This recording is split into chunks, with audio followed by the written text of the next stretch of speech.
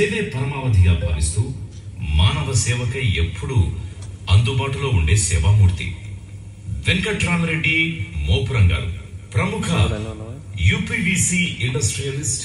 అలాగే మన సంస్థ ద్వారా సేవ చేయడానికి ఎప్పుడూ సంసిద్ధంగా ఉండే మానవతామూర్తి. అకౌంట్ అయిన లక్ష్మీరెడ్డి నల్లమిల్లి గారు చిన్న వయసు నుంచే అనేక సేవా కార్యక్రమాల్లో చురుగ్గా పాల్గొంటున్నారు.